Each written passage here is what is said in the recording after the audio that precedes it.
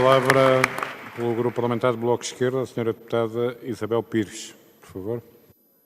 Obrigada, Sr. Presidente. Sr. Presidente, Srs. Deputados, Sras. Deputadas, Sr. Primeiro-Ministro, no primeiro Conselho Europeu após as eleições europeias, um dos principais temas que está na agenda prende-se exatamente com as alterações climáticas e claramente é o tema mais emergente da nossa sociedade atualmente e, tal como já tivemos a oportunidade de dizer no último debate em março, antes do anterior Conselho Europeu, é preciso mesmo que se tomem medidas efetivas para combater o problema. E, portanto, a agenda do próximo Conselho indica que voltarão a este debate, novamente ainda sem nada em concreto. Disse aqui que aquilo que está em cima da mesa é mais ambição, ir mais longe na questão da neutralidade carbónica para 2050. A verdade é que ao longo do tempo continuamos a ouvir muitas declarações de interesses, muitas medidas paliativas, mas poucos passos verdadeiramente corajosos e que façam frente aos interesses por trás dos grandes poluidores.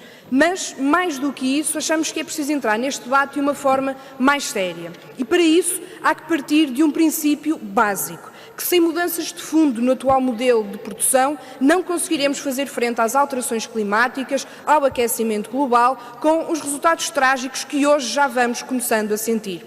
E a verdade é que nós falamos de impactos e de consequências que já hoje são irreversíveis se não houver a coragem e a vontade de passar das palavras aos atos.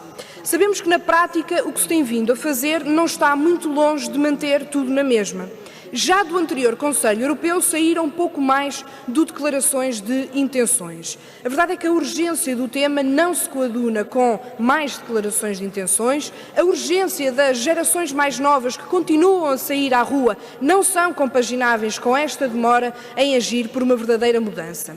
E imagino que o Sr. Primeiro-Ministro tenha ficado orgulhoso de ter um português na capa da revista Time esta semana, mas se não ficar apenas pela admiração perante a fotografia de António Guterres, perceberá facilmente que a mensagem é de uma enorme preocupação e de um grande apelo lancinante à ação. Porque estamos, de facto, perante uma urgência. E a pergunta que colocámos antes do anterior Conselho Europeu mantém-se. Afinal, que medidas concretas que, de facto, alterem o paradigma atual estão pensadas para debate em cima da mesa no Conselho Europeu? E o que será, afinal, diferente neste Conselho Europeu dos anteriores nesta matéria? Mas este debate do Conselho Europeu tem de ir a um outro assunto que é, aparentemente e verdadeiramente, aquele que tem aquecido corações e paixões nos gabinetes de Bruxelas nos últimos tempos. Sabemos que estamos em processo de distribuição dos lugares nas instituições europeias, fruto da nova arrumação de forças resultante das últimas eleições. E é público que o Sr. Primeiro-Ministro tem sido um dos interlocutores de alto nível, particularmente com os novos liberais europeus. Contudo, até em períodos eleitorais ainda, o Sr. Primeiro-Ministro cultivou exatamente essas aproximações, nomeadamente com Emmanuel Macron. Facto político, do nosso ponto de vista, tem de merecer uma clarificação. E, portanto, há três perguntas que gostávamos de deixar. A primeira é se este novo alinhamento nos jogos de poder europeus significa a aceitação do Tratado Orçamental e das suas regras.